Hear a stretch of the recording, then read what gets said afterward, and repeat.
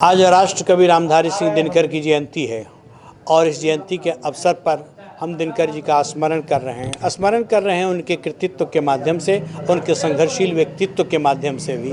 हम किसी महापुरुष का और पूर्वज बड़े रचनाकार का स्मरण करते हैं तो उन्हीं की पंक्तियों से, इसलिए भी कि तुमने दिया देश को जीवन, देश तुम्हें क्या देगा, अपनी आग तेज रखने को नाम तुम्हारा लेगा। हम अपने संस्कार, अपनी संस्कृति, अपने भाव, अपने विचार और अपनी सकारात्मक दिशा को बचाने के लिए ही अपने ऐसे श्रेष्ठ शब्द कर्मियों का स्मरण करते हैं। हम जानते हैं कि दिनकर केवल राष्ट्रीय चेतना नहीं, ओज, पराक्रम और शौर्य के ही कवि नहीं हैं, वे प्रेम के भी कवि हैं, प्रकृति के भी कवि हैं, काम और अध्यात्म के भी कवि हैं, वैश्विक चिंतन और चिंता के भी कवि हैं। शाश्वत जो विषय हैं, जिन विषयों का प्रभाव, दुष्प्रभाव समय पर भी घटित होता है, समाज पर भी और व्यक्ति पर भी, अर्थात मनुष्य के उन्नयन के लिए, समाज के उन्नयन के लिए, राष्ट्र और विश्व मानवता के लिए किस तरह के विचार सुदृढ़ हो सकते हैं और मानवता की रक्षा के लिए प्रकृति का सहचर होते हुए भी एक दूसरे के पार्थिव व्यक्तित्व का अभिनंदन करते हुए हम किस तरह से शब्द कर्म के माध्यम से अपने आप को प्रस्तुत करें। हम जानते हैं कि मुजफ्फरपुर से राष्ट्र कवि रामधारी सिंह दिनकर का गहन जुड़ाव था और यही रहते हुए जब ये हिंदी के प्राध्यापक के रूप में लंगट सिंह महाविद्यालय में अपनी सेवा दे रहे थे तो यहीं रहते हुए उन्होंने रश्मि रथी जैसी लोकप्रिय काव्य कृति के अनेक संदर्भों को रचने का काम किया। यहीं उन्होंने अध्ययन करते हुए इतिहास का, संस्कृति के 4 अध्याय के कई अध्यायों का सृजन किया। यहीं रहते हुए उनके भीतर उर्वशी महाकाव्य का भी बीजारोपण हुआ। इस तरह से दिनकर के जीवन में संघर्ष भी है, लेकिन दिनकर की रचनाएं संघर्ष के लिए प्रेरित करते हैं। हमारे भीतर जिजीप्सा भरती हैं, हमारे भीतर ऊर्जा भरती है, हमारे भीतर राष्ट्र समर्पण की एक निष्ठा को भी भरने का उनकी पंक्तियां काम करती हैं। ऐसे दिनकर जी का स्मरण कहना बड़ा कठिन है कि दिनकर जी श्रेष्ठ गद्यकार हैं, श्रेष्ठ कवि हैं, गीतकार हैं या महाकवि हैं। प्रेम गीत की ओर जब जाते हैं तो माया के मोहक बन की क्या कहूँ कहानी परदेसी, भय है सुनकर हंस दोगे मेरी नादानी परदेसी, इस तरह के भी गीत लिखते हैं। वे लिखते हैं फूलों की नाव बहाव रही यह रात रुपहली आई, इस तरह का भी गीत लिखते हैं। और मनुष्य के जीवन के संतुलन के लिए वे कहते हैं, दो में से तुम्हें क्या चाहिए, कलम या की तलवार, मन में ऊंचे भाव के तन में शक्ति अजय अपार, अंध कक्ष में बैठ रचोगे ऊंचे मीठे गान, या तलवार पकड़ जीतोगे बाहर का मैदान। कहने का स्वाभिमान के स्तर पर हम समझौता न करें। हमारे भीतर पराक्रम भी होना चाहिए, लेकिन कलम की ताकत का अर्थ है आपके भीतर निडरता भी है, ईमानदारी भी है, निष्ठा भी है और शब्द ब्रह्म के प्रति एक समर्पण भाव भी है। दिनकर ने उस भारत की आत्मा को अनुभूत किया जिस भारत को उन्होंने अपने एक प्रसिद्ध काव्य में व्याख्यायित करते हुए लिखा कि भारत नहीं स्थान का वाचक गुण विशेष नर का है, किसी एक देश का नहीं शील यह भूमंडल भर का है, जहाँ कहीं एकता अखंडित जहाँ प्रेम का स्वर है, देश देश में वहाँ खड़ा भारत जीवित भास्वर है। इस तरह से एक सूर्य की तरह आलोकित और वे दिनकर आलोक पुरुष थे। उन्होंने कहा भी, विश्वास के साथ कहा कि मर्त्य मानव की विजय का तूर्य हूँ मैं, उर्वशी अपने समय का सूर्य हूँ मैं। अपने समय का वह सूर्य दिनकर आज भी इस समय का भी वह आलोकित सूर्य है और आलोक की यात्रा ही उनकी रचनात्मक यात्रा है। और उस यात्रा के अनेक पड़ाव हैं जिसमें सामाजिक समरसता भी है।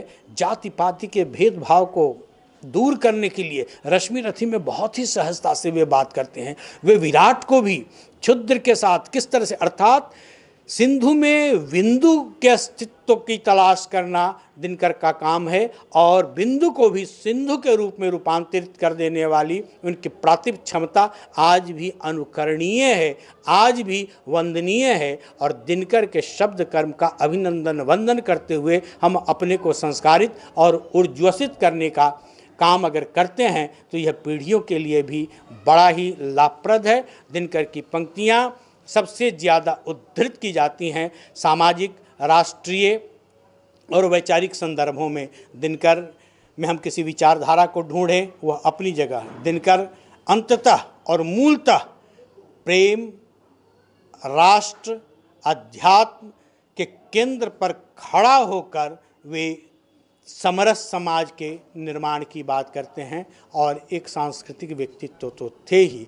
ऐसे दिनकर का स्मरण करके हम कहीं न कहीं से अपनी धन्यता का ही अभिनंदन कर रहे हैं, धन्यता को ही उपलब्ध कर रहे हैं। सौभाग्य की बात है मुजफ्फरपुर बिहार की सांस्कृतिक राजधानी के लिए कि जब कभी भी किसी बड़े रचनाकार का जन्मदिन या पुण्यतिथि होती है तो यह आयोजन कहीं न कहीं निश्चित रूप से होता है और उसके मूल में होते हैं डॉक्टर संजय पंकज। हमें भी इस बात से प्रसन्नता होती है, कहने की बात नहीं, आप लोग भी पढ़े लिखे लोग हैं और दिनकर की ऊंचाई, दिनकर की गहराई, उनका प्रसार जानते हैं, समझते हैं। ज़िंदगी में जितनी ज़रूरतें होती हैं किसी भी काल, किसी भी समकाल का जो जद्दोजहद होता है, कशमकश होती है, जो युगगत समस्याएं होती हैं जो आज से हज़ारों साल पहले भी थीं और आज के हज़ारों साल बाद भी तब तक रहेंगी जब तक 100 का 100% आदमी चेतना से संपन्न नहीं हो जाएगा। उन समस्याओं के बारे में जो युद्ध और शांति की समस्या है उसके बारे में दिनकर ने बहुत लंबा, बहुत बारीक लिखा है। और दिनकर के बारे में यह कहा जाता है कि वे आग और राग के कवि हैं। आग जहाँ बोधित होता है वहाँ क्रांति की बात होती है और जहाँ राग की बात होती है वहाँ प्रेम की बात होती है। प्रेम, स्नेह दुनिया का सबसे बड़ा जादू है और दुनिया की सभी समस्याओं का सबसे बड़ा समाधान। युद्ध का कोई अंत नहीं होता। कहीं न कहीं दिनकर ने अपनी वैचारिकता से यह सिद्ध किया है कि महाभारत जैसी संसार के सबसे बड़ी लड़ाई में भी जीते हुए जो युधिष्ठिर की आँख डबडबाई ही थी और समाधान कोई नहीं था, उसके बाद भी उसे लगता है कि अब हम किस पर राज्य करें।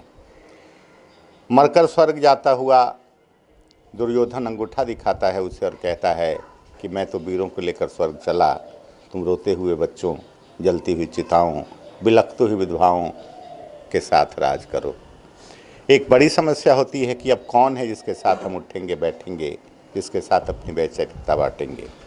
इन बातों पर कि युद्ध जीवन में किसी भी समस्या का कोई समाधान नहीं है, युग युग से चले आ रहे और युग युग तक चलने वाले ऐसे प्रश्नों से दिनकर टकराते हैं और उसका एक वैचारिक समाधान देते हैं जो सारे संसार में मान्य होता है। दिनकर ने इतिहास की तरफ देखा, दिनकर ने समाजशास्त्र की तरफ देखा, दिनकर ने अपनी कलम चलाई मनोविज्ञान पर और अपने ऋषि परंपराओं की तरफ जाकर आध्यात्म से भी खुद को जोड़ा, रहस्य की भी बात की, आत्मा परमात्मा का भी संदर्भ कई जगहों में उन्होंने दिया। और इस तरह एक बहुत बड़े हिमालय का नाम है साहित्य में दिनकर। दिनकर को पढ़ने के लिए, दिनकर को जानने के लिए एक ज़िंदगी छोटी पड़ती है और कहीं न कहीं बाकी रह जाता है। उन्हें पढ़ते हुए लगता है कि हम उनकी कविताएं पढ़ें, पढ़ते हुए लगता है उनका इतिहास बोध देखें, उनके महाकाव्यों की तरफ जाएं, उनकी संस्कृति के अध्ययन की तरफ जाएं या उनकी वैचारिकता या उनके गद्य, जहाँ भी जाएं वहीं एक अलग आकर्षण पैदा होता है। दिनकर जैसे लोग बार बार पैदा नहीं होते। किसी भी युग में, किसी भी क्षेत्र में 1000 साल नरगिस अपनी बेनूरी पे रोती है, बड़ी मुद्दत पे होता है चमन में दीदावर पैदा।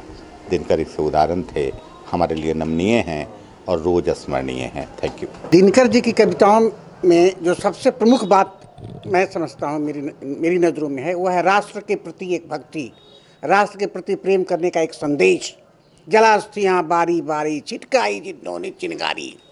तो उन्होंने हमारे देश की आज़ादी के लिए, और हम यह कह सकते हैं कि वे एक राष्ट्रीय चेतना का, एक सामाजिक आंदोलन के प्रणेता थे।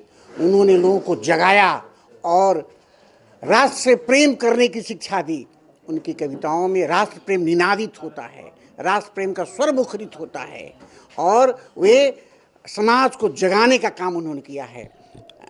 अंधा चकाचौंध का मारा, क्या जाने इतिहास बेचारा, साखी है उसकी महिमा के सूर्य चंद्र भूगोल खगोल, कलम आज उनकी जय बोल। तो हम देखते हैं कि उनकी कविताओं में कहते हैं कि उनकी जय बोलो जिन्होंने, जो शहीद हो गए, है ना, जो सिपाही उस सीमा पर प्रहरी का काम करते हैं, उनके बारे में कोई नहीं कहता। सभी कमांडर की बात करते हैं, सभी नेतृत्व करने वाले की बात करते हैं। जो शहीद होते हैं उनकी चर्चा कोई नहीं करता है। उसकी महिमा सिर्फ सूर्यचंद्र और भूगोल और खगोल ही जानते हैं।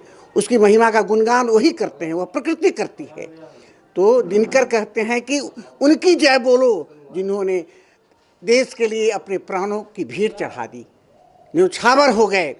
तो ऐसे दिनकर को हम बार बार नमन करते हैं, बार बार उन्हें याद करते हैं। थी काली तम का डेरा नहीं, रात थी काली तम का डेरा, कहीं नहीं था उजियारा, जब रात थी काली तम का डेरा, कहीं नहीं था उजियारा, जब